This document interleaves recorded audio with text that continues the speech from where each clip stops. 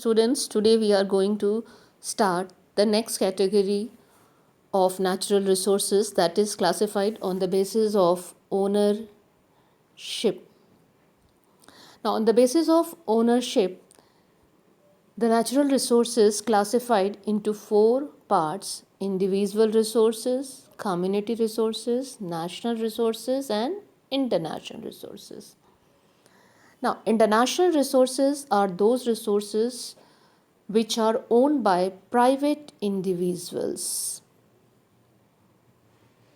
जिन्हें एक व्यक्ति खरीदता है, एक व्यक्ति के संसाधन को, जिस पे सिर्फ एक व्यक्ति का अधिकार होता है, किसी दूसरे का अधिकार नहीं होता है, ऐसे संसाधन इंडिविजुअल रिसोर्स में आते हैं, like plot, field, book, pen, pasture land, etc.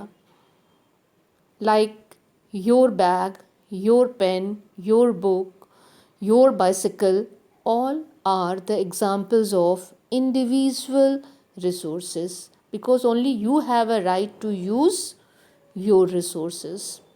No one will use your resources without your permission. Now, next is community resources. Now, community resources are those resources which are common to all the people of community. It means these resources used by group of people. इस तरह के resources को, संसाधनों को सिर्फ एक व्यक्ति ही इस्तेमाल नहीं कर सकता, बल्कि कई लोग इसका इस्तेमाल कर सकते हैं, like playground, ponds, parks, etc. The third one is national resource.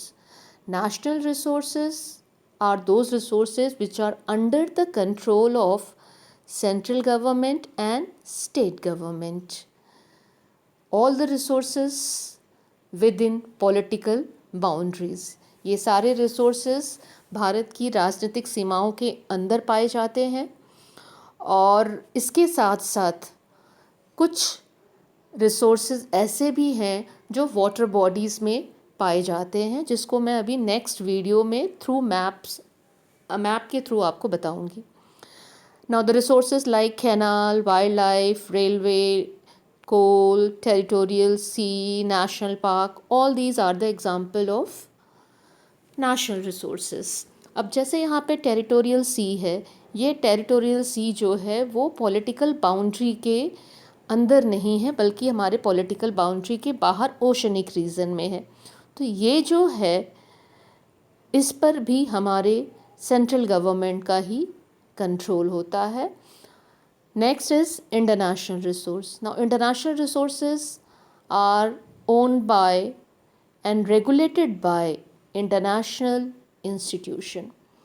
International resources वो रिसोर्सेज हैं जिन पर पूरी तरीके से अंतर्राष्ट्रीय संस्था का अधिकार होता है. इसमें मेनली कौन से रिसोर्सेज आते हैं, like open sea for navigation purpose, open sky for flight movement.